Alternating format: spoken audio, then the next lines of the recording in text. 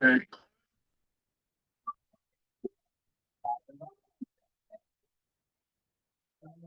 in the corner hiding. Oh. I have something to show you. Here, those are over there.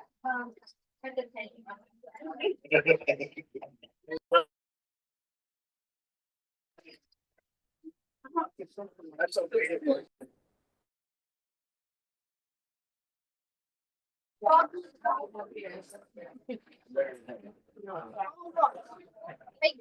It says how many times.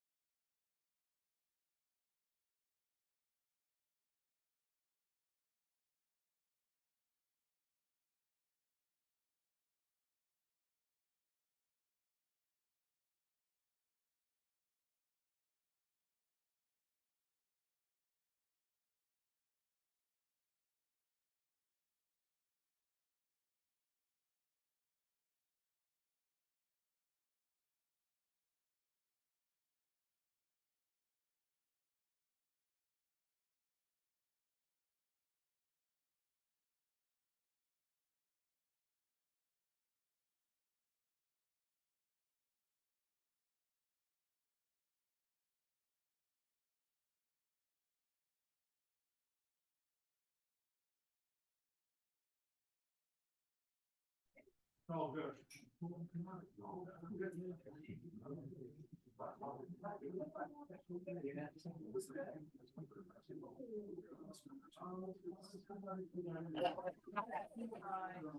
Ron, you're on. Yeah, but I think I'm on. I can Problem, hear you. the problem is, like my hat, it's courtesy of Lars. For St. Patty's Day. I guess he's got the bow tie on and I think, or do you want to wear the hat too? Or no, okay, yeah. And the hat's for So me. Ron, if you can, just in case we lose this signal, why don't you turn your phone on too, and then I can make that the host. So then we Great. won't have any issue about Yeah. because if we lose it on the Toronto Eglinton site, then we'll lose the whole meeting. Yeah, the problem is the Microsoft Edge crashes once in a while. So. They're all wearing. Let's see here. So you have a couple minutes, or what kind of a rush are you in right now?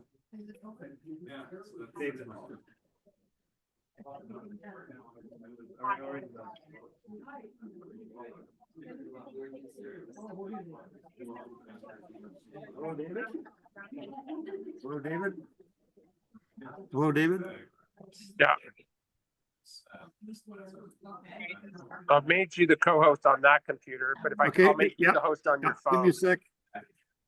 Or you can make Joe the co-host too, right? I can make him the host if we want. You decide. Just hold on. I'm You log supposed on. But to, I'd rather you have it on your phone, just so if anything should happen, you can reboot it. I'm supposed to be thanking the speaker, but I'm not present, but I will be doing it by Zoom. Is that gonna That'll work. work? Yeah, that'll work. I'm just getting off the call. I just want to have Ron on the, Okay, just one sec. Joe, did you say you're thanking the speaker today? I am. Okay, good. I was wondering about that. Thank you. That's- Okay. Now I just need to find out who's doing the, I like your hat, by the way. yeah, it's courtesy of Lars. This Lars's idea. Okay, you should see me logging on here. yeah, and I just made you the host, Ron. Okay, good. I see that. Okay, good. And I made the rotary computer the co-host. So between the two of you, you should be all right. Okay, yep, I see it. Okay, so I'm gonna get off. And there's no Okay. slides for today's, no slides for the speaker today, so you're pretty cool. Yeah, for some reason, I'm only getting the sound out of the projector now, but looks like that'll work. No, I think we're in good shape, David. Okay, I'm gonna jump off, okay? Okay, have fun. Thanks, guys. Thanks See you, for doing- David. Thank you. See ya. If I can get off.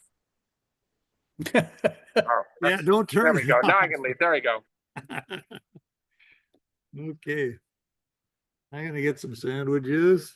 Joe, do you What eat? time, Do you eat? what during time, the- what time do we actually get going, Ron? Oh. You got, might have might like, have like half an hour.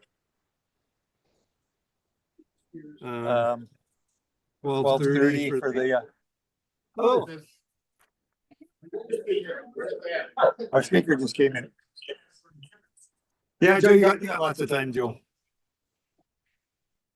We'll let people eat. We'll let people eat and, Maybe maybe 20 after. 20 after 12:30. 12:30 I'll start. Welcome. Thank you very much. I don't normally have this big hat on. This is supposed to. Yeah, so this is, Put my notes there. yeah, put your notes on here and people, what you see here is what the people online will see. So we've got people. Right on. Yeah, so help yourself.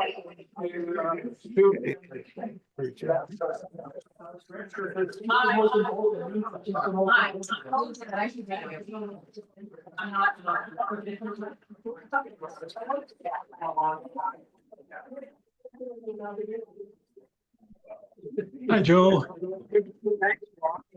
Hi, Jim. How are you? Good, thank you. Oh, that's good.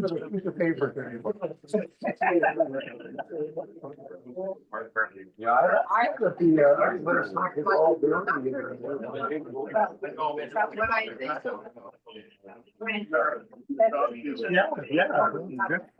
right. I heard somebody, would you rather a surgeon deal with it or something I would have to talk with? Can you handle the sheet? It's for Ronnie.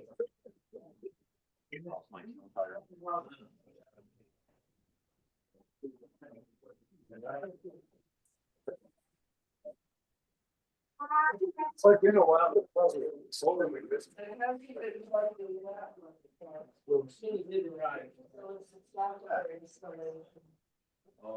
In order to use this. You need to, I guess, always.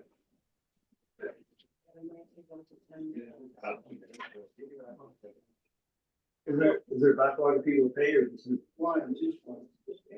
Ron Denton. Ron Denton. Okay, all right. So did you find the machine downstairs? Somebody brought it up, put it on the table. Oh, I went and plugged it in, Yeah, okay, good. just in case it wasn't charged. Good idea. Like a line on, whatever, this is a momentous thing. Good to see you, good to see you. That's, Well, the update's taking 10 minutes in announced. Oh, yeah. So did you start the update before? You knew it was 10 minutes? Well, as soon as you start, you know. That's okay, that's fine. No, I didn't, you started it. You Okay, set it yeah, right up. sure. Good, so. Let me know when you're ready. Yeah, Raheem.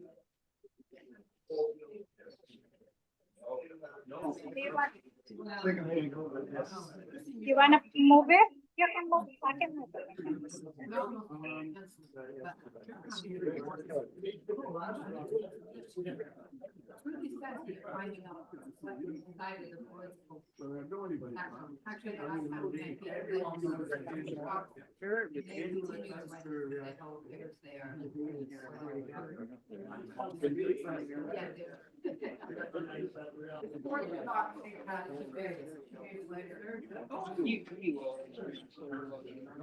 Joe, looks like you and I are the only two on Zoom. Looks like it.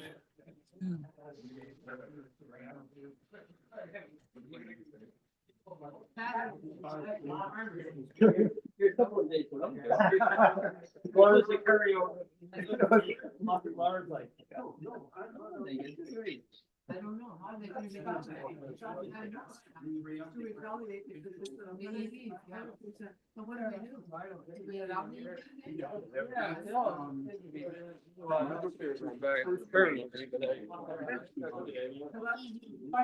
EV cars, that's why they're putting 100% tariff on all canola. Bless you.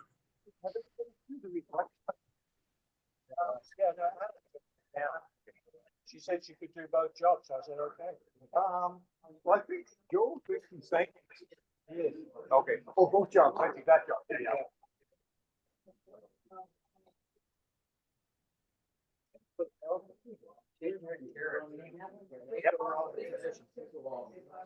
So if you guys are going propane, you have to come to a rotary meeting. Mine.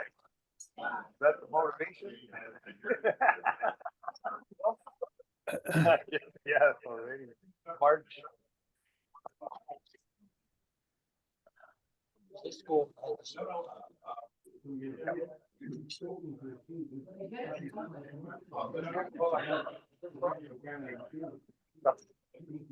It's my fault. Starting it on the spring. Not so. No, getting everything organized like they do with people lined up and. That's the leadership of the fund. Walter Wells. I'm supposed to get to. Yeah. So, curious. He did an amazing job. Did you notice he found it? Yeah, Walter Wells money. Yeah. I'll make-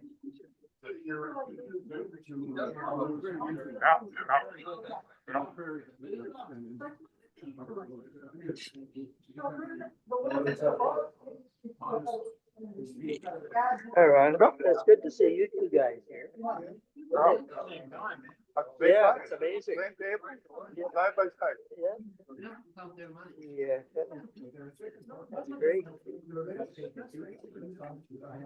Bump into each other at Sunnybrook from time to time. Yeah. Oh, so that big club course, I guess you're in the same area. We are. You know, that everything's up there very wrong.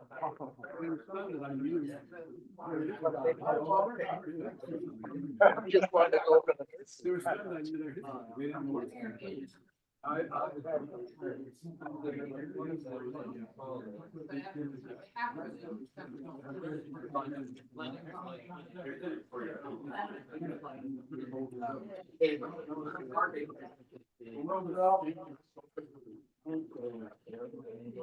But they were.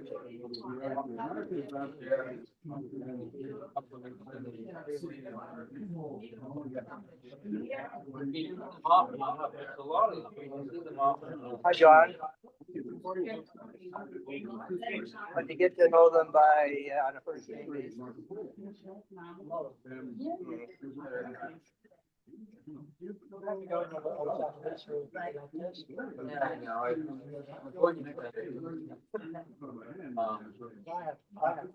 Why do they do it on a Saturday? What happens is the emo cycles, first 7 days of every one start. They work Monday to Friday, the following month, Tuesday. Us, on top of that, at the same time, the following month, we had a whole thing in the bills.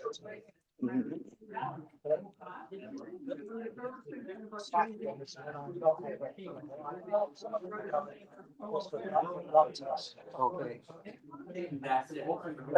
You're not, we said you're in the K wing. That's not good, that's better.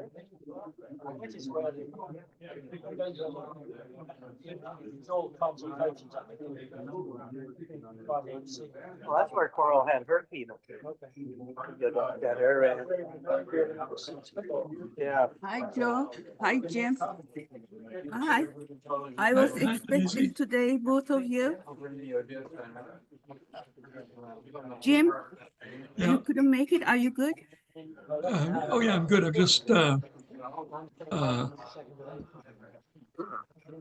just a little under the weather, but okay. Otherwise. I have there is really tough. Okay. I will let you know by the mail, okay?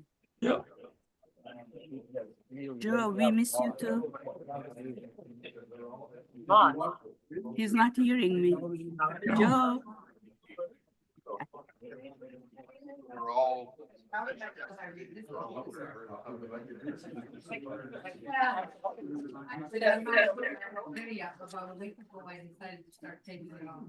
Readings are very low.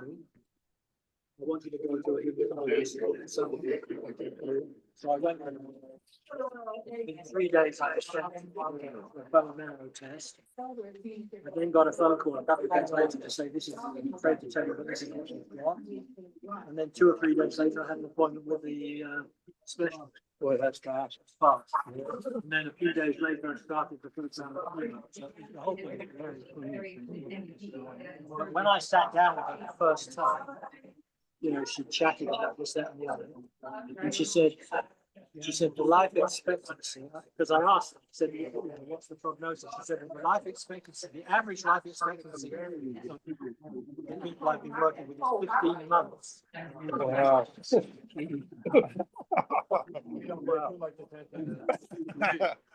I think they would lie better. But you said it was a she that you saw, it wasn't Wells there. Rena Buxton. Okay, Wells, I think the head of the hematology.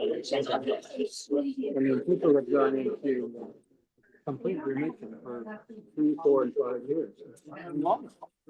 Yep. Very unpredictable thing. Yep. It's treated as it goes along and just you see, if you do, that's one of the things I want to ask you. If you're doing it for 3 or 4 years, does that mean you still have to go through chemotherapy? Well, that's a question I'm going to ask her. If you go for chemo, your duration of the cycle is not every 4 weeks, maybe every 5, 6. I'm on a 5 month. Now, are both of you more importantly going to be playing golf in April? Or May? I played golf in Florida in February. So you've done it already. I'm still feeling a little weakness. Trying to overcome. It's supposed to because you only holds for the word. Oh, yeah, for sure to use a cart. Yeah. Oh. Well,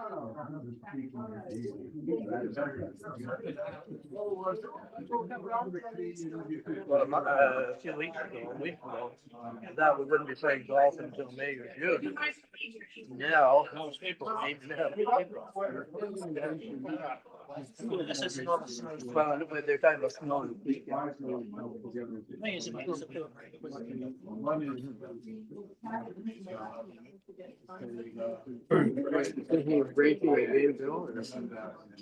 What about my game? No, oh,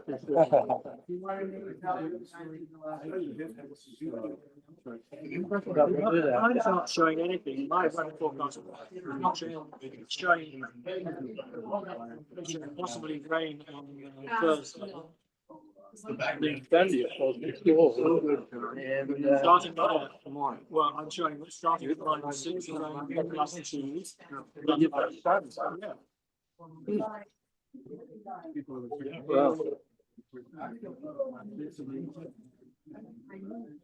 Hello, thank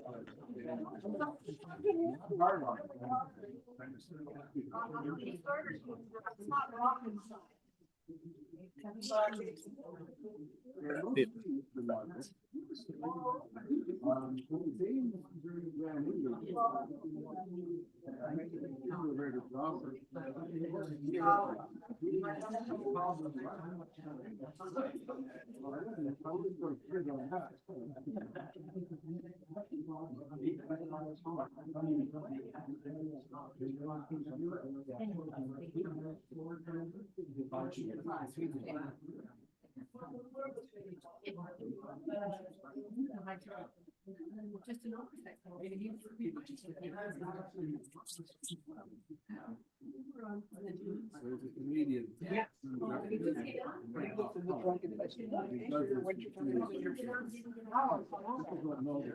Yeah.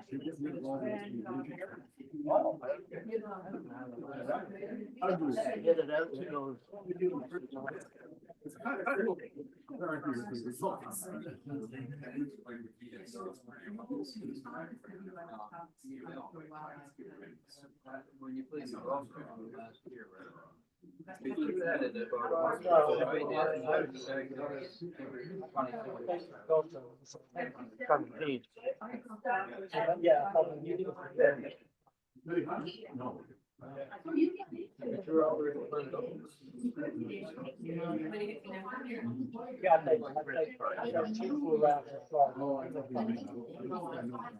Stevens game is so good, nothing would affect him. People say, why do you go to Florence?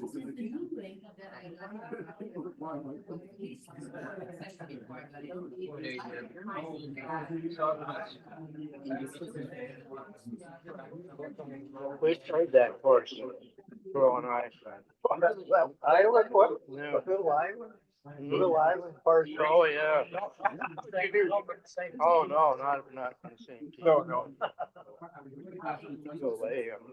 I found it difficult. I don't know what teams we played. Yeah, look at class.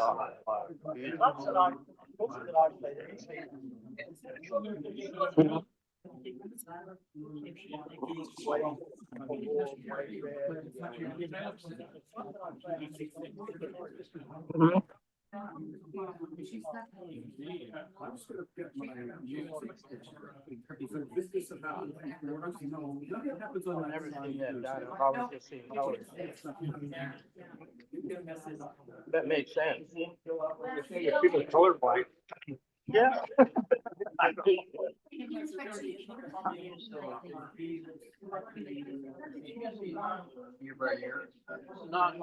Yeah. No, the players, the Sawgrass. Palmer, like second random. Oh, pretty well. Yeah.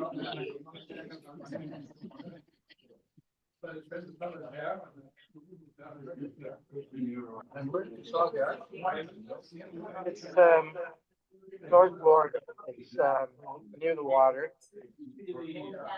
But quite a ways up. That's right. The Atlantic side. Oh, mackerel.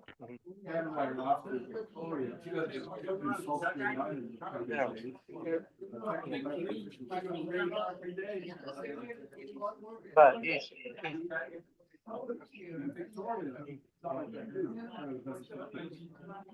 About water?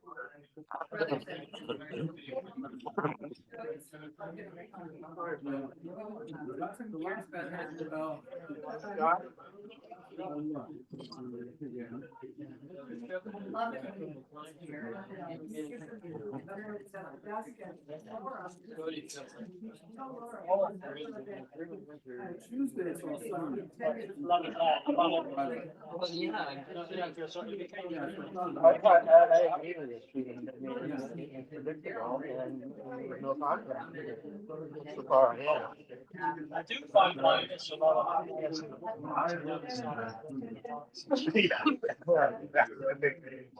Rebuilding a library.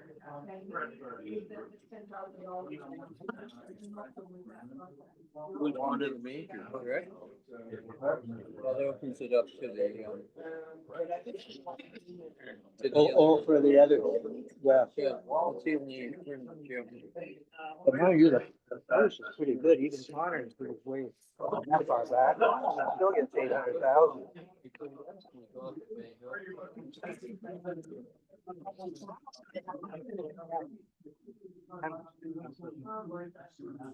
I think I'm fine, thank you.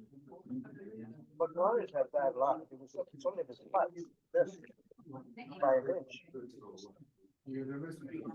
Oh, it's missed.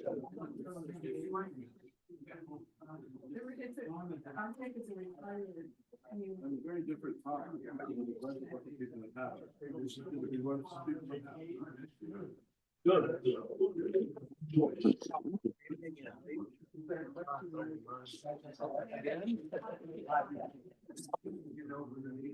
Where can I buy this book? Where. They're not in every individual. On there. If you go online and see, if there's any books in here and stuff. And each committee had. I don't think, you know, it's Used to book- have them all the time. They have. They have four. So I hired. Actually, one. You looked up his pictures on the. I came back to see what's there, they were all gone, but they were new ones. But they seem to be selling to that store.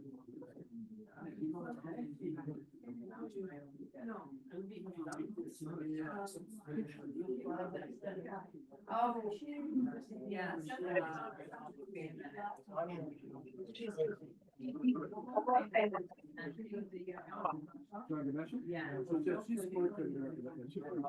No, they just got time. Yeah. But at the end, they just got time. But it's a meeting, it'll be 1:30, so it's only that time. I have a meeting. Oh, okay. You're talking about the Robertson Award.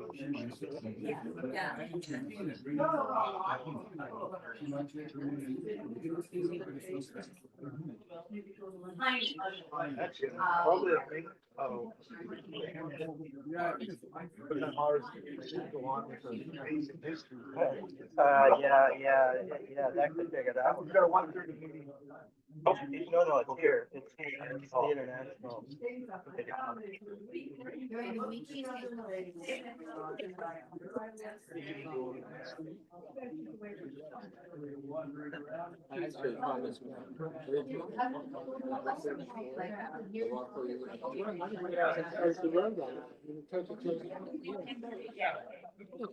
The north side one. Oh, you do? The north south street. Oh, no, thank you. What is that? Where's Henderson? Oh, no, fine, thank you. You're talking about the north south street, the little one. You're talking about, if you go out the back, walk round the tennis court, you have to back round. Then you turn left, see what's close up, there's there, I don't know. I mean, it's but if you'll continue to go east. Oh, yeah, no, I went round.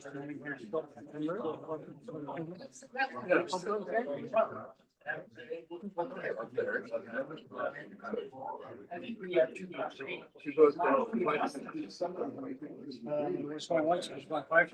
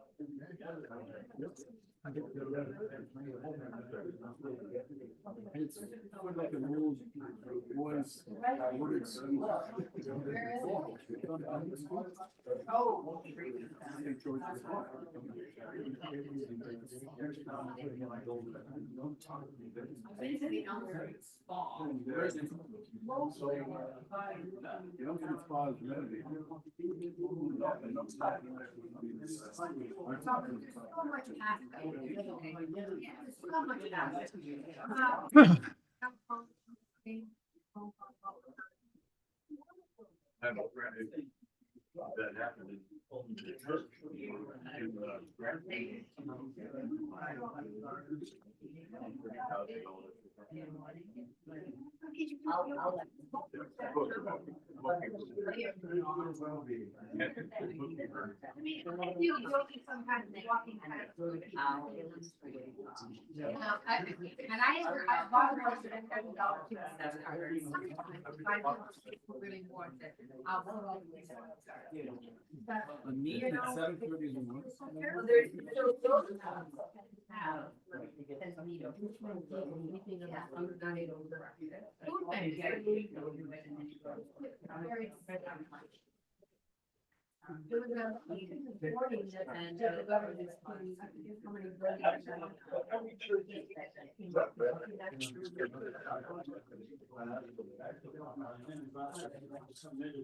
Yeah. And then it doesn't happen.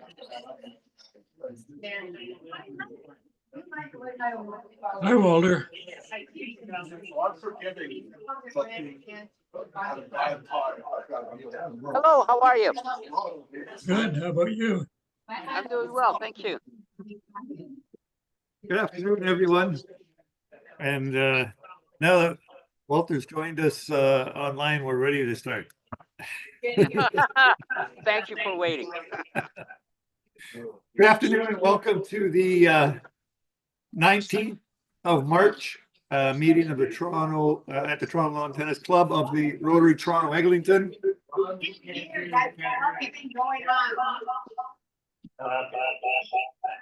Feedback.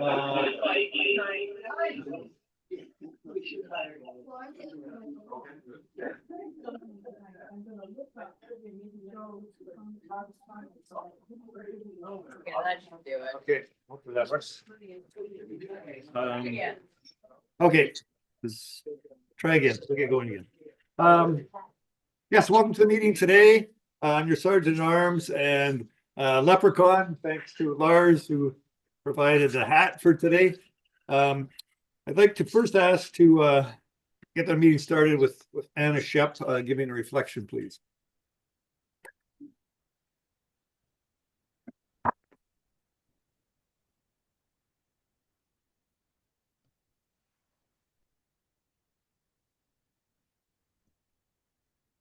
So, you know that I've been working on the project for prosthetics for Ukraine. And you also read the news and know how brave soldiers are and civilians. And I just wanted to tie in some quotes that I read. The quotes are on bravery and courage. So first of all, courage is not the absence of fear, but the triumph over it, by Nelson Mandela.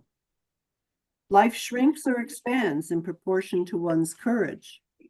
John Wayne, Anne Nin. Courage is being scared to death, but saddling up anyway. That's John Wayne. We must build dikes of courage to hold back the flood of fear. Martin Luther King. Courage is not the absence of fear, but the judgment that something else is more important than fear. And finally, bravery is being the only one who knows you're afraid. However, the Ukrainian soldiers are saying their own thing, which is similar. Only those who take on challenges and fight through them are truly alive. You need to come out of this, not as someone broken by the war and written off, but as someone they tried to break and couldn't. Don't be afraid to make mistakes. Look for a way out. There is a path through the thorns to the stars.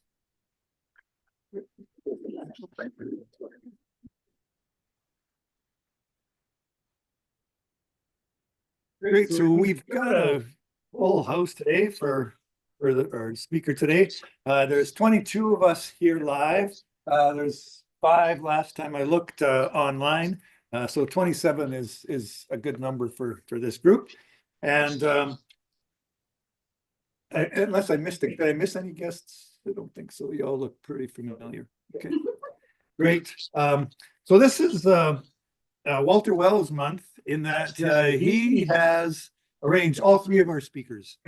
And thank you so much, Walter. And now I'd like you to come up and introduce today's speaker, please.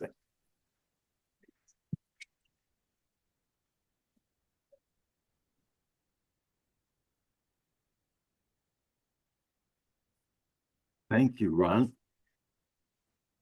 Today, we are fortunate to have Gordon Henderson as our speaker. Gordon has recently finished writing a new book called Out of the Shadows. I'm in the middle of reading it right now. In a 50-year career in journalism, Gordon Henderson has been a parliamentary correspondent, a current affairs field producer, and an award-winning documentary producer.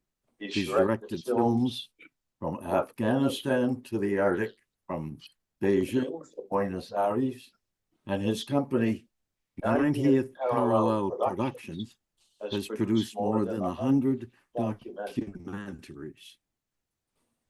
Gordon was a senior series producer of the CBC Radio Canada series, Canada, A People's History, and taught journalism in the journalism department at what's now TMU University.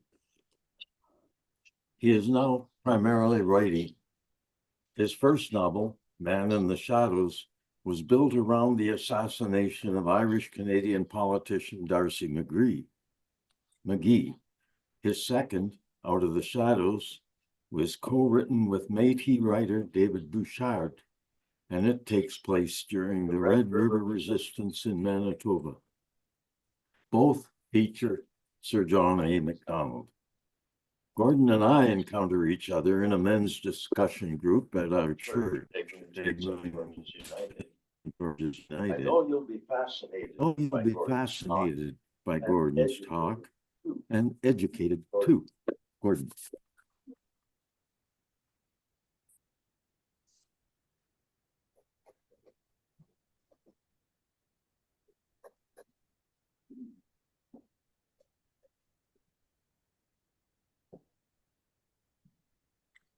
Thank you, Walter. Walter has heard me speak before, so if he, oops, I'm sorry. Walter's heard me speak before. I work in television. You'd think I'd be able to know how to use a microphone. Although you look down and I see myself, so it's a little funny. So trying to say, if Walter starts to nod off because he's heard a lot of this before, he could be forgiven. If the rest of you nod off, that'll really piss me off. But I face a challenge. I mean, how do I make what I have to say worthwhile when I'm assuming pretty well none of you have read the book, either of the books. So I thought I'd begin and talk about something that's been ever present in Canadian history. And it's a theme that ties my 2 novels together. The threat from our American neighbor. Manifest destiny, the idea that Americans were divinely ordained to settle the entire continent of North America, has been around since about the decade before Confederation. Believing in the unique moral virtue of the United States, that's what manifest destiny was. It meant spreading the American way of life through the entire continent of America. They thought it was justified. And owning the continent was inevitable. It didn't hurt that American business wanted our resources as well. So the American threat was especially acute in the Confederation era. And that's the era I feature in my books. In Man in the Shadows, a little visual display here. In Man in the Shadows, it takes place in 1867, 1868. As Walter said, as Irish revolutionaries, the Fenians, who were based in the United States, assassinate Ben, I would argue, was the most colorful father of Confederation, Thomas D'Arcy McGee.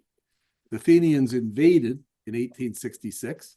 They won the Battle of Ridgeway in the Niagara, and could have done a lot of damage, but reinforcements didn't arrive and they retreated. Sir John A. Macdonald was always worried about American aggression, and he used it as an argument for Confederation. It's a reason why he formed the Northwest Mounted Police, why he built the railway to the Pacific. Now, in Out of the Shadows, my more recent book, it takes place in 1869, 1870. The Americans clearly had designs on the Canadian Northwest. They never accepted that the Hudson Bay Company could sell Rupert's Land to Canada. They wanted to buy it or just move in. William Seward, the American Secretary of State, bought Alaska in 1867 and made it clear he wanted all of North America. James Wicks Taylor, who's a character in the book, he was the American consul in Red River. Red River was what Winnipeg was called then. Red River was the area. Fort Garry was what Winnipeg was called then, Hudson Bay Fort. So James Taylor's job was to encourage American expansion in the Northwest. So much so that he was nicknamed Saskatchewan James Taylor. He also worked for American railway interests. Americans were all over the place. The Stars and Stripes flew over Dutch Eberling's bar. William O'Donoghue, the treasurer in Louis Riel's provisional government, was a Fenian, urging him to go with the Americans. And the Americans would attack again in Manitoba. They were rebuffed because of MacDonald and his spy master, a double agent. It's all in the book. You gotta promote a little, you know? But the point is, the threat from the US has mattered throughout our history. It motivated much of MacDonald's thinking, concerns, and policies. Populate the Northwest before the Americans. Don't have Indian wars like the Americans, but don't let the people of the land stall nation-building plans. Now, MacDonald can be criticized. MacDonald is criticized for his policies in the West. But, you know, George Washington bought and sold slaves while he was president. MacDonald didn't have any slaves. Andrew Jackson was known as the Indian killer.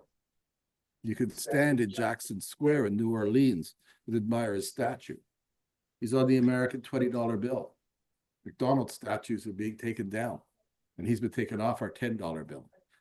And the Indian killer, his portrait is in Trump's Oval Office. Beyond Riel and the Métis, there's a lot going on in the book. American expansionists, Fenian rebels, Protestant zealots, an army bent on vengeance, a love triangle, and to gain a little hype, a surprising hero. And the same fictional character drives both stories, Connor O'Day. Connor was D'Arcy McGee's executive assistant in the first book, and he's a reporter sent west in the second, where to MacDonald's fury, he befriends that rascal Riel. If there's one message for the books that I want to underline, it's that our stories are as good as anyone else's. Our history is full of drama. We have our own complicated, conflicted, and sometimes confounding characters. But Canadian historical fiction is not a sought-after genre. I mean, Tudor England, Tuscany, Berlin between the wars, those books sell. Winnipeg, not so much. I mean, I thought once of having a cover that would say, this book is not about Tuscany or Paris. And then maybe people would reach for it. Canada is a small market. I mean, a friend of mine in Hong Kong said, can't you write about something that might sell over here? But there's a bigger issue. We live in a country that isn't teaching our history. We talked about this at the table earlier. In Ontario high schools, the Canadian history is taught in grade 10, and it starts with the First World War. No Confederation. That is in middle school. And we're told, well, we're settlers, bad term. Colonists, colonialists, worst term. We haven't built a country. We've created victims. Now, I'm not saying history should be propaganda, not at all. David Bouchard, my co-writer, who I'll speak about later, we don't let MacDonald off the hook. But history is not black and white, good guys and bad guys. There are shades, nuances, complexity, and many colors. A lack of knowledge about Canadian history is how Egerton Ryerson, the father of free public education in Ontario, a missionary who lived with and learned the Ojibwe language, how Ryerson got canceled, how Henry Dundas, who was an abolitionist, has been misunderstood, and how MacDonald is forever being taken out of context. A young assistant video editor said to me once, "I'm ashamed to be a Canadian." All she knew were negative stories, a country with a cruel past and evil leaders. With so much knee-jerk and uninformed reaction, I think there's some urgency in writing about MacDonald right now, warts and all. Now, as I say, I'm hard on MacDonald in Out of the Shadows because I think he misunderstood Louis Riel, but I admire him. He built the political foundations of a damn good country. As for television, a world I lived in for 50 years, you don't see any history, Canadian history on TV. You used to. Remember Pierre Burton's National Dream? Try doing that. CBC produced the monumental series Canada People's History, which Walter mentioned, and I'm proud to have had a senior position on. But that was 25 years ago. There's a group of us trying to revive the series, but CBC management has refused. Too expensive to clear rights, they say, but they haven't checked. I think the series should be taken off the shelf, get it back in the schools. And I think it's even more important that a new generation take a look at our past with new perspectives. But the CBC has a policy, no history. They won't accept pitches. Now, a new management team might change that if the CBC survives. And they say there's a network, history television. It doesn't do history, except a war doc on Remembrance Day. Part of the problem is broadcasters, and I think educators too, are skittish. They're afraid of controversy, taking sides. And our stories have become politicized. It's safer to avoid them. Now, maybe it's going to get better. Maybe Trump's threats will awaken some interest in our history. Maybe sell a few books. We're certainly witnessing a great outpouring of Canadian pride. But when there's a lack of interest in history and people are reticent to address this material, I can tell you it's a challenge to get published. Rejections are a sad part of the business. I don't mind being told, I don't like your story. Actually, I do mind. But what really gets me screaming blue murder is a rejection I got from Out of the Shadows, that I'll quote. "While I am certain the author's intentions are to help us understand the issue of what happened to the Métis and to show the contradictions in Sir John A.'s political outlook, this is not the time to be writing the stories of those who suffered at the hands of the imperialistic system that informed this country in its beginnings. Not the time. What's he afraid of? When is it the right time?" Now, I found a publisher who said this is very much the right time. I bless him. I wish he had more publicity money, but nevertheless, published. A little more from that rejection letter. Where I think he makes a fatal mistake is taking on Métis characters. I say that only because of the context of the identity politics we are navigating right now. And I would worry about voice appropriation. And I'm pretty sure we would be hard-pressed to make a success of this novel in the current cultural climate. Now, voice Now, appropriation. voice we confront appropriation, we confront that in television too. Jesse Wente. Jesse Wente is a former director of the Indigenous Screen Office. We produced the We film. produced with the Jesse. film with Friend of Jesse. He's a friend of mine. mine, Very good friend of mine. very good friend of my son's. He uses the phrase. He uses the phrase narrative narrative sovereignty, the ability of the Indigenous nations to have some measure of control over the stories that are told about themselves. Makes sense. It goes on throughout the entire history of filmmaking. The overwhelming majority of stories about Indigenous peoples, both fictional and documentaries, have been told by non-Indigenous people. So I get it. Jesse's right, and I respect his opinion. People should be encouraged to tell their own stories. Too long, we've been in control of their narrative. But I worry about doors being closed in your face, policies that say you cannot do that. My protagonist, Connor O'Day, is an Irish Canadian Catholic son of a logger. I'm a Scottish Protestant son of a lawyer. Is that voice appropriation? I mean, I don't want to trivialize it. Voice appropriation matters, and it was an insurmountable issue. So I sought help. I had trouble finding someone to help with the book because all the Indigenous creators I know are busy. They're getting all the work. So I called a friend of mine who lives in Victoria. I said, didn't you buy a house from some Métis writer? And he said, yeah. So he connected me, and I sent Man in the Shadows, my first book, to David Bouchard. And he liked it. So I sent him a manuscript of Out of the Shadows. And I said, would you be interested in joining forces? And he said, yes. So David Bouchard became a valued Métis co-writer. I'll give you an example of how he helped. I have a character named Henry Prince in the book, the Saulteaux chief. I looked at the history and thought, it's always about the settlers and the Métis. What about the Indigenous people that were there, the fully Indigenous people? And found out about Henry Prince, the son of Peguis. I knew I'd written a kind of a cardboard character. I didn't like what I wrote. I couldn't really get into him.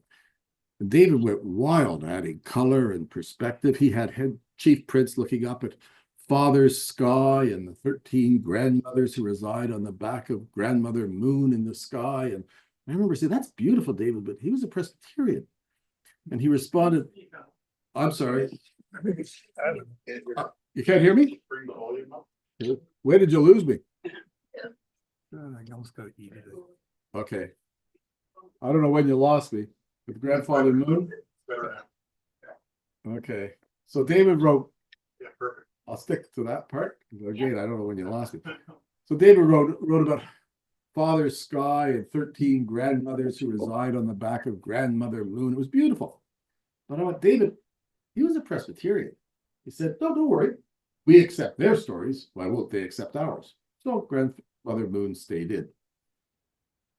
I get asked why I wrote 2 books about Sir Johnny MacDonald. But why not? What a character he was. Cunning, clever, devious, charming. What a great guy to hang out with. He's someone I would have loved to have met.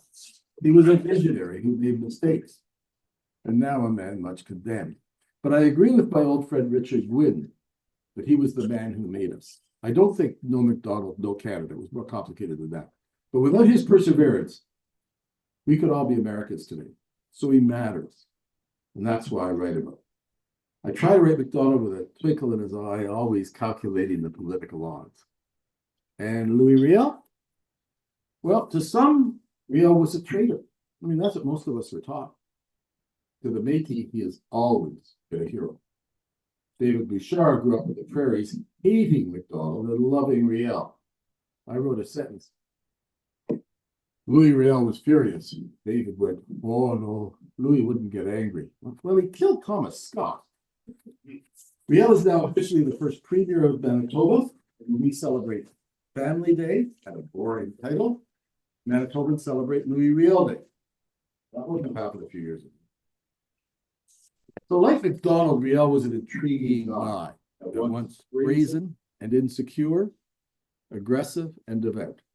Contemporaries commented on how nervous he seemed while acting so sure of himself. He was an enigmatic, fascinating character.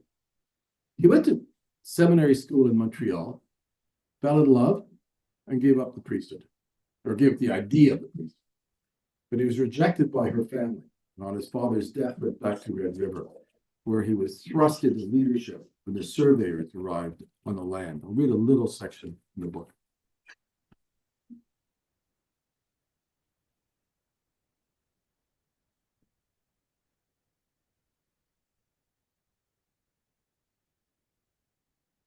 As close to the mic as I can. Louis Riel was only 25 years old, of average height, and not as rugged as most Métis men. His complexion was lighter too. After all, he was only 1/8 indigenous. The lines on his face were more from worry than sun or windburn. His thick brown hair seemed to have a mind of its own, and he would often brush errant curls from his dark brown eyes. But people said he looked like a leader, his father's son. At school, he confronted bullies and was loyal to his friends, but courage was not something you turn on like a tap. These surveyors were not schoolyard bullies. They had the power of honor. They had the power of honor behind them. His father never faced such challenges. Back to MacDonald. You meet a different MacDonald in my first book, Man in the Shadows. In the East, in the world he understood, French, English, Catholic, Protestant, Scottish, Irish, he worked with them all. He was a conciliator. He could navigate treacherous waters. He was, dare I say, enlightened. But in the West, he confronted a world he didn't understand. Indigenous people, Métis, people whose very existence threatened his railway and his nation-building schemes. And he needed the railway. He promised British Columbia that it would be built. It was essential for Canada to extend across the continent. If not, the Americans, remember them, they'd move in. Riel and the Métis were the first obstacle to stand in his way. But not even trying to understand Riel and the issues of Red River shows a stubborn, imperialistic attitude, which does not serve him well today. So I'm going to read a little section of Sir Johnny MacDonald in church. I wrote his preferred place of worship was the House of Commons. He's listening to an Anglican priest and almost nodding on.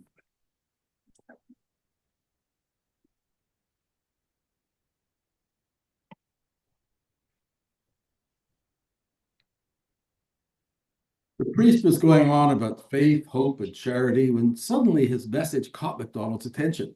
He spoke of the Christian responsibility to evangelize and spread the gospel. He praised missionaries across the globe, teaching heathens the glory of Jesus, weeding them off their primitive ways. What noble enterprise, he proclaimed. MacDonald stopped listening to the priest and started listening to himself.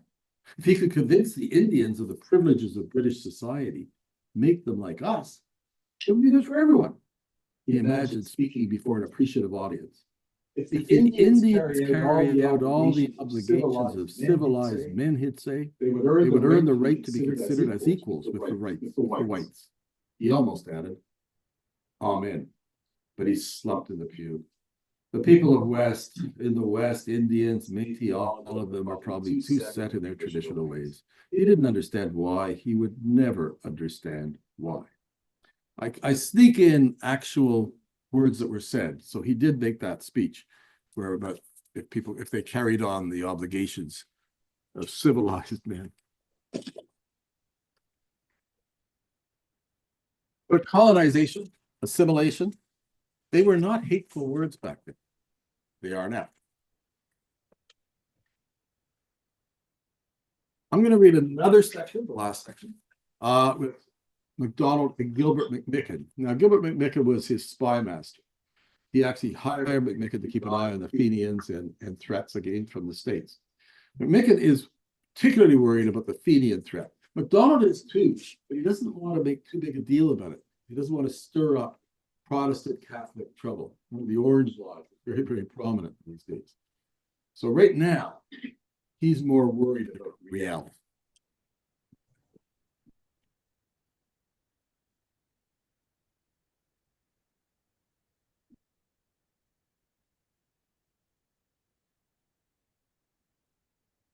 Don't you understand, Gilbert?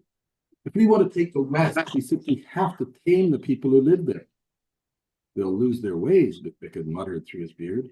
And after a nervous pause, added meekly, it's a consideration. Prime Minister glared at him. The Didn't our Prime Minister ancestors glared. lose their ways? Didn't our ancestors We're both lose their clansmen from the ways? Highlands. We're both You should be clansmen from the speaking Highlands. Gaelic, you and You should me. be speaking Gaelic, you The and me. English forced The us to English use forced their us to use their language. language, and I'm thankful. Really, You really care what care. we lost when we were civilized? Civilized. Emphasize He emphasized the word civilized. Humor didn't have. Humor didn't come naturally to Gilbert But McMicken, he thought but he thought it would be politics to play along. Oh, I think some of the Highland wildness carries on with you, sir. McDonald burst out laughing. Aye, we can have it tame, can we? Once the laughter died down, McMicken took advantage of the later mood. Sir John, there's something I want to talk to you about. I think I should go to Red River myself. I agree. As long as you're planning to arrest this Stanley Allen, my day joyous one. Maybe you'd be so kind as to arrest Conor O'Day at the same time. McMicken ignored the joke, assuming it was a joke. I have other plans, sir. He pulled his chair closer to the Prime Minister. I think trouble may be brewing on the border. Dear God, not your blessed Fenians again. You'd be happier if the renegade's name was Riley, not Riel. With a smirk on McDonald's face, it was clear he rather liked that line. Before McMicken could react, he continued. There are Métis rebels in control on Canadian soil and knew what to fight yesterday's battles. I'm worried about the combination, sir. The combination. That's the essential story I tell. Riel, devout Roman Catholic, didn't support the Irish Catholic Fenians. He supported Canada. He supported the Orangeman MacDonald, the country that would later hang. After the rather farcical Fenian invasion, Manitoba's lieutenant governor, Adam Archibald, said, "We have escaped by the skin of our teeth. If 200 French half-breeds had joined them on the frontier, we should have had a rough time of it." Archibald was recalled for shaking hands with that rascal Riel. So there's lots of history in these books. I love history. But I'm no purist. I occasionally put characters in places where I knew they weren't, because I didn't lose touch with them or I needed them there. I play with time, create and modernize language, build scenes from my imagination. I have a section at the end of both books, particularly long in the second, called What's True and What's Not, in which I confess my sin. George and Terry Goulet, Métis historians and elders, called Out of the Shadows faction. I kind of like that. It's fiction based on faction. There's an old saying at the BBC, the television should educate, inform, and entertain. As a TV guy, I applied that to my writing. I admit I tilt the balance toward entertainment. The story rules. There's another old saying, although this is what I made up. If I could get the music right, I could play with the lyrics. And I hope I got the music right. Thanks.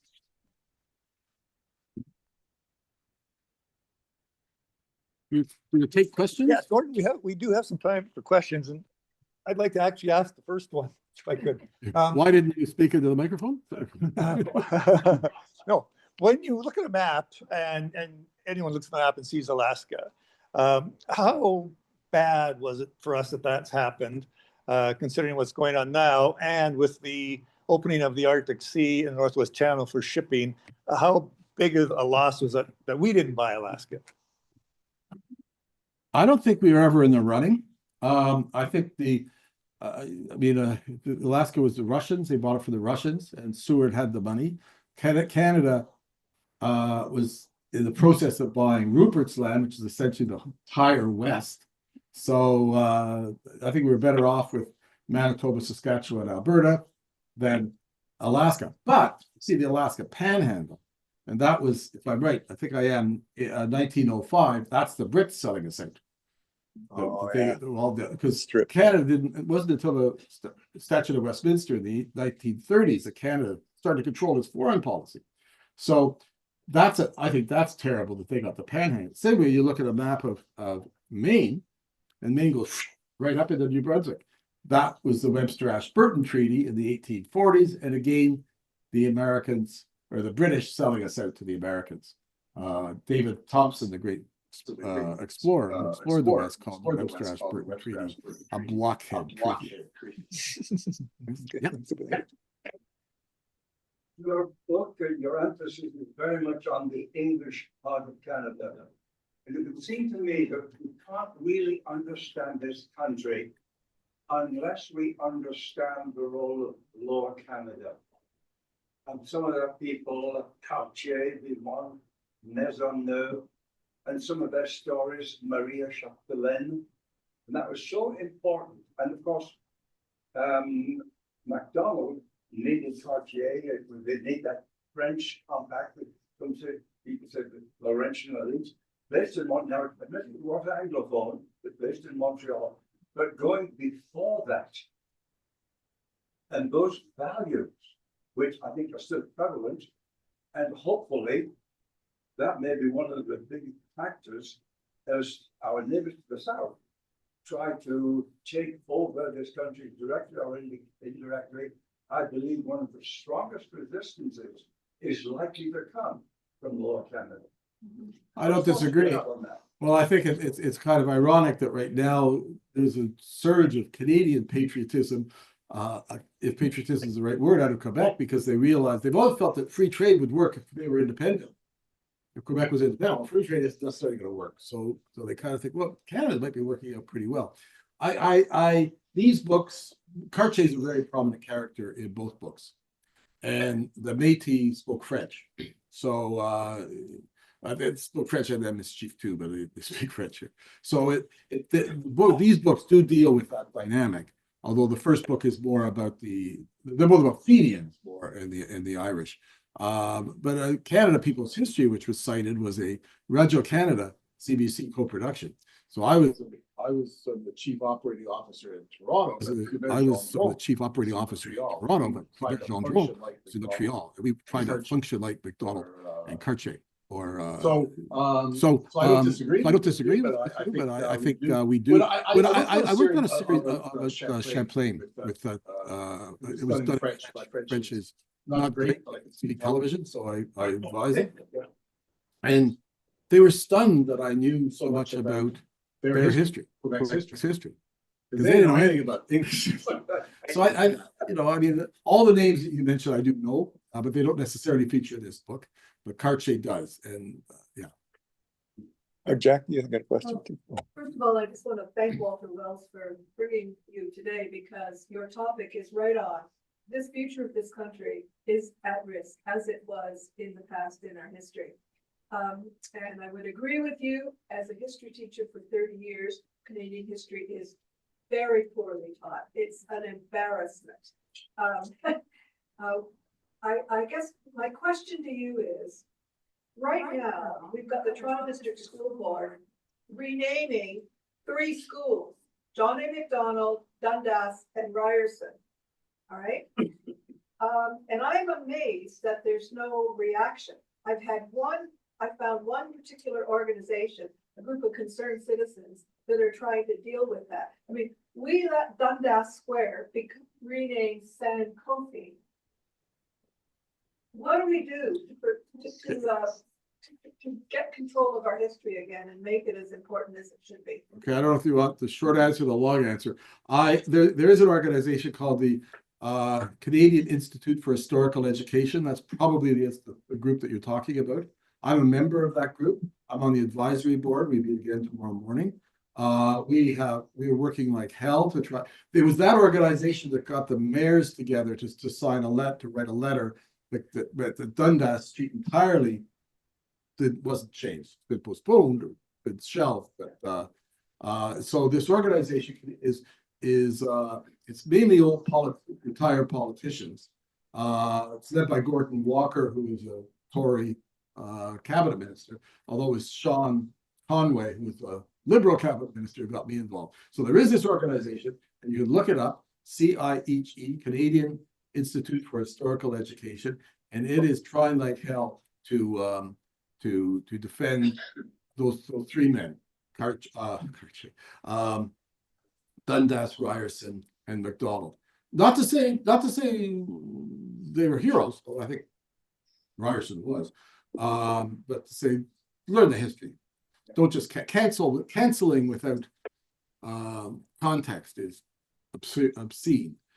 There's another organization led by Lynn MacDonald, who was an NDP member of Parliament, called Friends of Edgerton Ryerson, and it's working on Ryerson in particular. So I've written my trustee. I've made a big deal about I did this history series and blah blah blah. They don't, and people don't know our history. So I have actually spent the last couple of days trying to get hold of Mike Myers to do, because he went to Sir John A. Macdonald Collegiate Institute. And so I wanted to wear a McDonald t-shirt and say elbows up, but I'm having trouble getting through with him. I got through to his brother, and he goes, I don't know anything about this. So there are people trying, but it's hard because people don't give a damn. Tom? I think that people do give a damn now. I agree with what Jackie says. 2 words I will remember all day, maybe for a week. Manifest destiny. I haven't heard that in a long time. And I think we should absolutely understand what that is, because that's what we're facing again.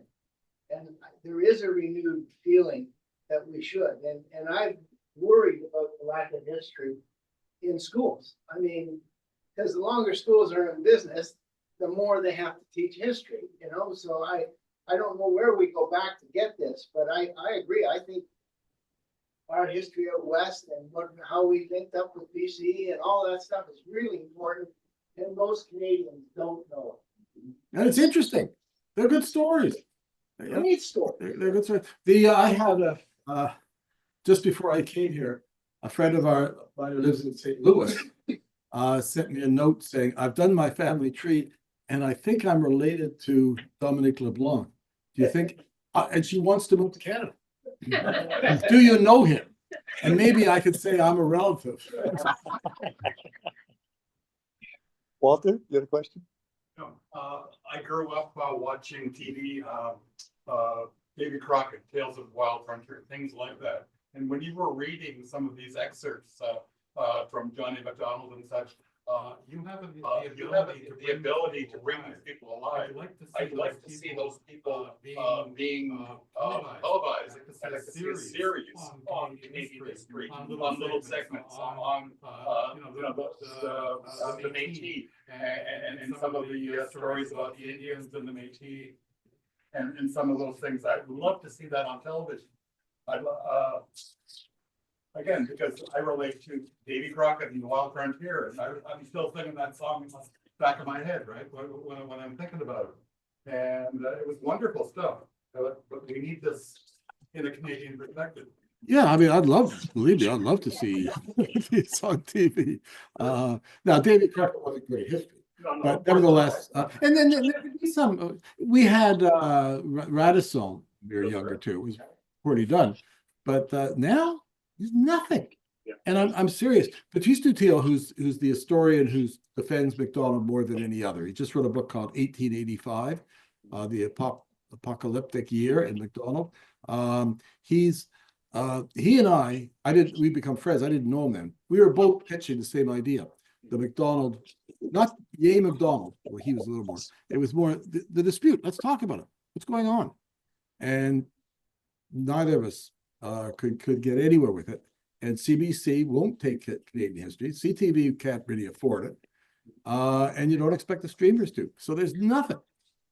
And as I say, we're trying to get Canada People's History off the shelves. It might have to be modernized a bit, but the CBC won't deal with it. So now I'm hoping that, I went to the ballet the other day, and the orchestra played O Canada before the ballet.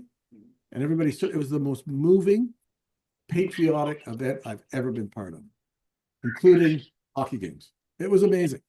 And I think there's something going on here. But CBC, this is being recorded, but they know what I think because I'm not in the game anymore. They're dead from the ears up. They don't care about Canadian history.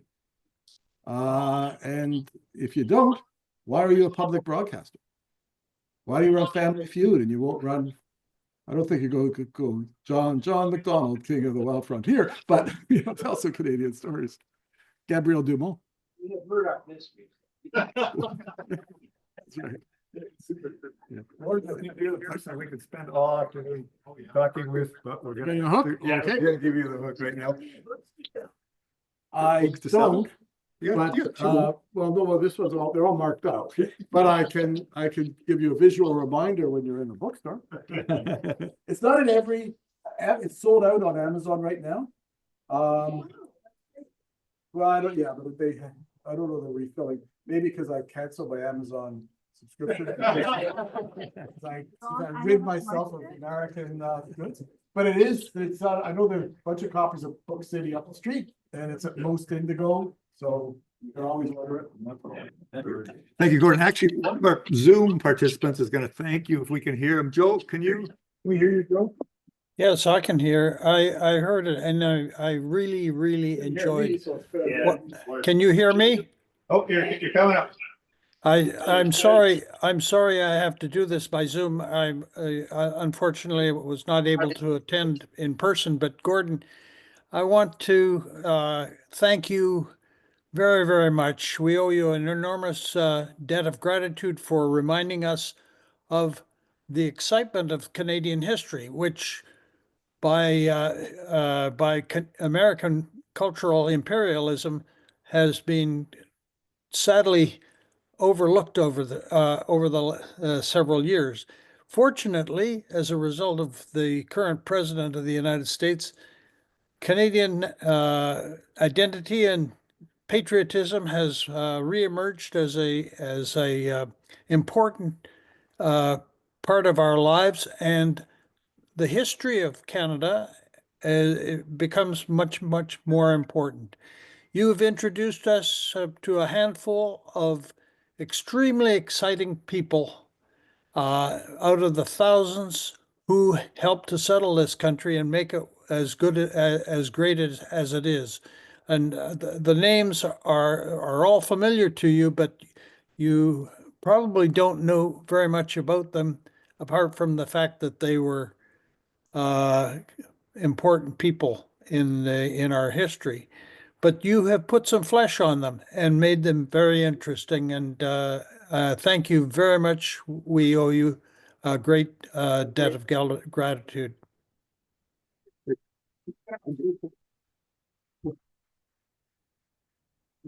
Thank you. Yeah.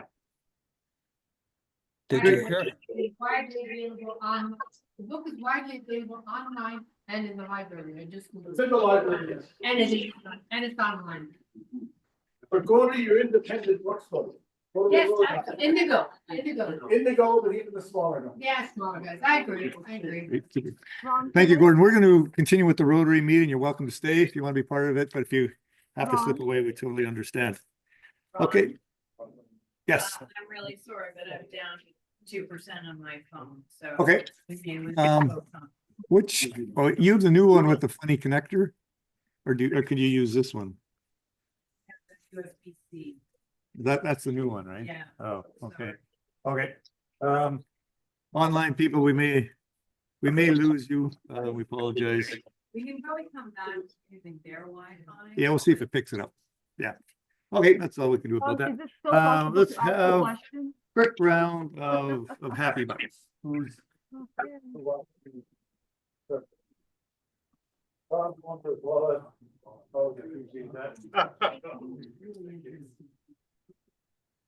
I got $5. I got $5. I probably should put more.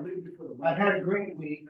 I have been given the King Charles III coronation medal for community work. I thank the Rotary for their part in helping me get there.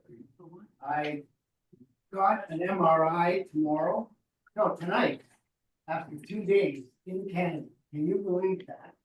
And tomorrow I get a neurogenic study at 8 a.m. So yay for Canada and its medicine.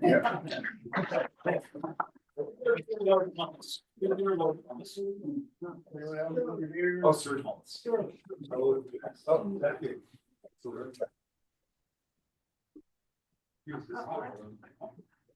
Okay, I have some good news and I have a challenge for everybody here. The good news is that the foundation received a $3,000 donation from Rupert Hamilton, who is the boss of Chad Saint's investment company, all right? Rupert gives us money every year, but this year he upped it to 3,000. So I will be writing Rupert a very nice thank you note, telling him about all the projects that we could possibly spend his money on. Now, my challenge to you folks is, how many of you get a birthday card from your money manager or your insurance company? How many? Okay, we do that. And does it usually say we have donated on behalf of our? Okay, mine does. And it says, you know, we've donated to the Sick Children's Hospital and the Heart and Stroke Foundation. I'm going to contact my representative and tell him about Rotary, Toronto Eglinton, and what they do, and suggest that they include us in their contributions. So my challenge to you folks is to do the same. Okay, because we're always talking about getting the message out into the community. What better way to do that than that personal connection of contacting your money manager, your insurance agent, your realtor, if they're asking you to sell or whatever. So that's my challenge to you. Let's see how it works. I'm putting in 10. This is for Coral, who's here with us now. My wife, her birthday is tomorrow, so that's for a happy birthday to you, Coral. And Coral's a member of a church that Gord's a member of, and so is Mary and Walter and I. So we all know each other and go back for the ways. Welcome, Coral. We don't see a picture, Coral, but we see your name on the screen. Oh, keep going. I'm gonna put in, I'm putting in 10. I'm glad to be here. It's the first time I've been putting in 5 on. First time I've been here in a long time. Nice to see everybody around the table, and look forward to being here many more times.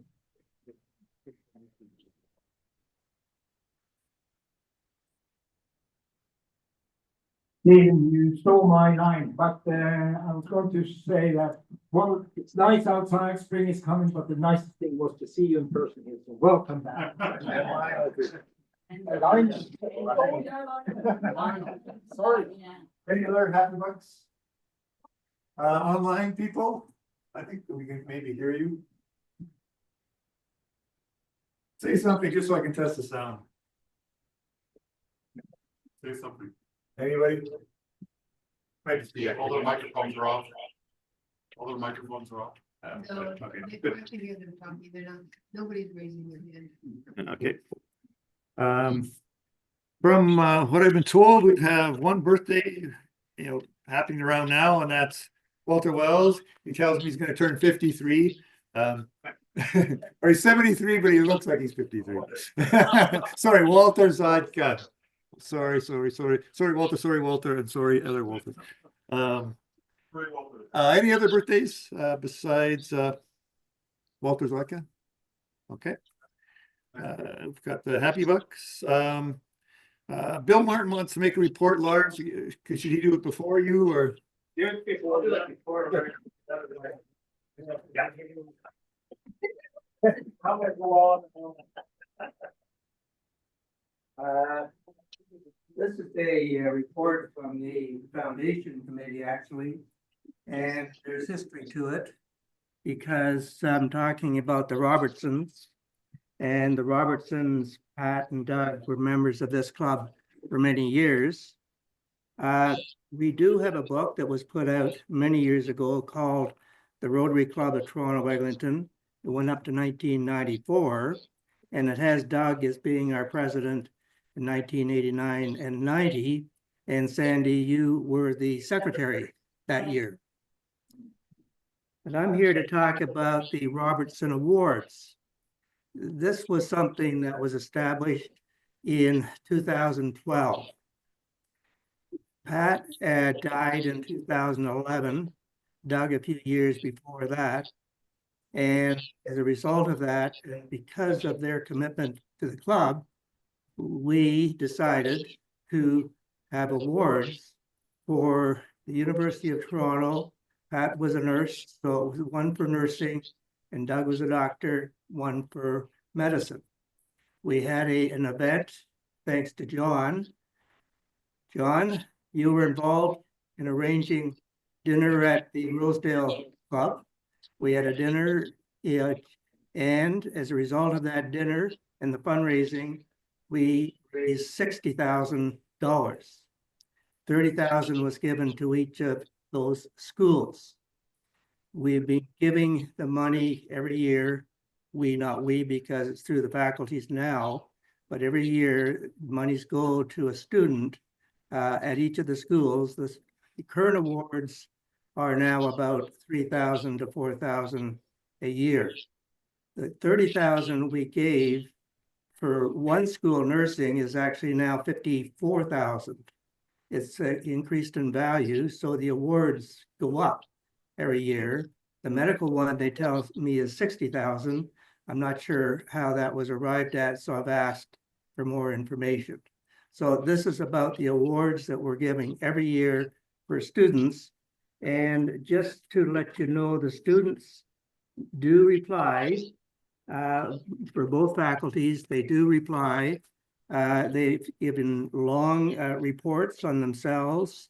And one I have here is from Danielle Sobers, who's from the Barbados, and it shows her commitment and appreciation.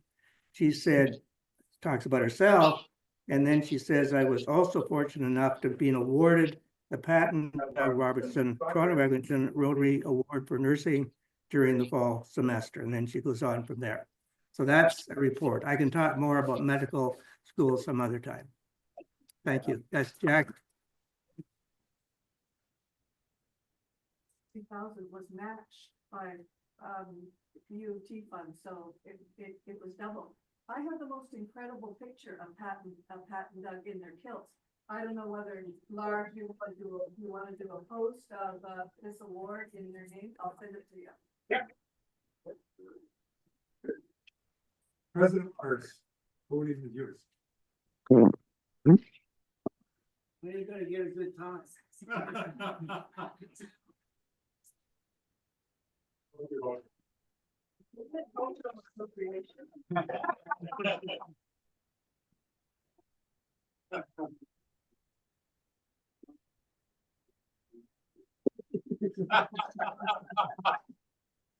So why is this happening?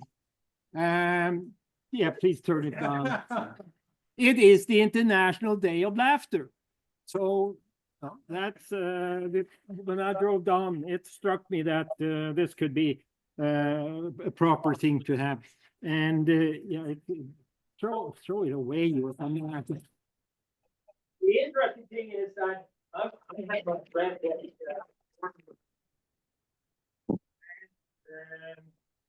I kind of felt very the time very good, and that I knew something about Canadian history that I learned yesterday. Today, in 1885, Louis Riel declared the provincial government of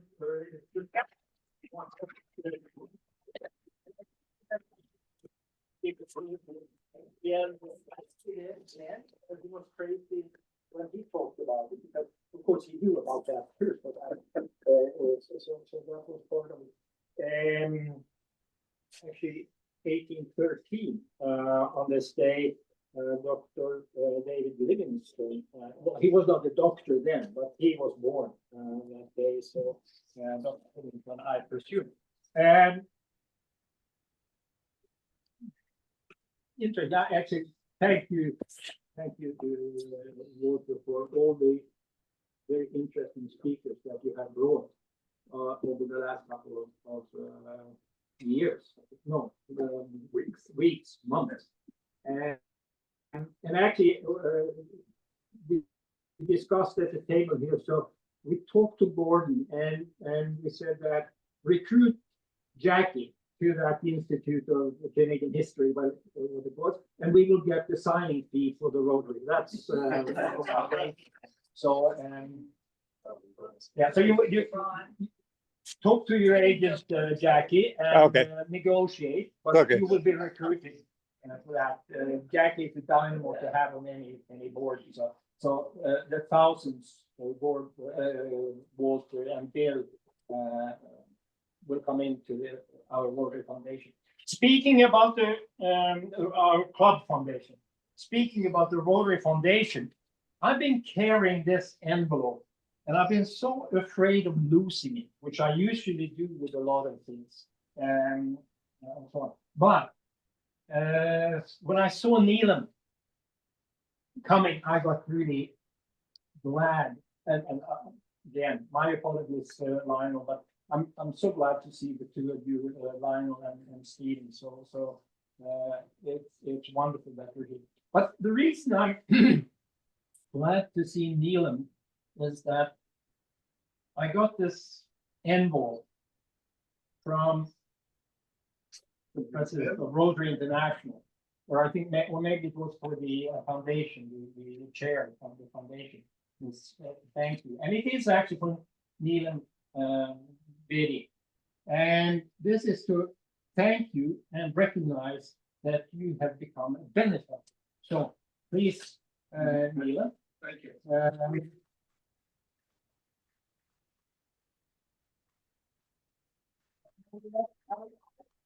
I will get you package it Okay. again. Thank you. I'm not sure what this is all about, but. Well, you must have signed it. You signed it. Sign my life away. Well, in a way you have. Hopefully it will not be soon that it will come. But for those who, and I'm talking to the choir, I guess everyone knows this, but the benefactor is probably the easiest way to give money to the foundation, and you're kind of stealing it from your children. Because what it is that you sign a document where you will contribute at least $1,000 to the Rotary Foundation upon your passing to the Rotary Club up in heaven. So that's what it is, but it's much appreciated. It's possible to do more. We used to have almost 100% benefactors in our club. With Neelam, we are up to 10. So if anyone is interested, please let me know and we will get the proper form so you can pick off that box. What else was it? The discussion and the interest. I thought of this. The president in the States started a Tesla dealership on his green lawn the other day. I don't have property big enough to display the Gripen fighter jets. But if you want to propose or suggest, we have a pretty good fighter jet that we can deliver at a price lower than the F-35. So just let me know. And we had a board meeting yesterday. And basically we had a lot of discussion, but the decisions will be made at the next board meeting, which is in the 15th of April. We talked about the membership and what people will do that. And some of the ideas, I guess you've seen in my notes that I send out.